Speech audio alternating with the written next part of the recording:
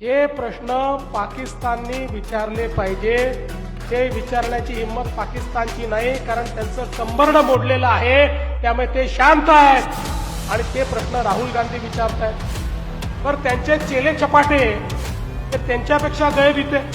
बरोबर, एक चेला चपाटा म्हणाला हे चायनाचे 15-15 हजार रुपयाचे ड्रोन त्या ठिकाणी आले आणि त्याला 15-15 लाखाचे आपण मिसाईल सोडले.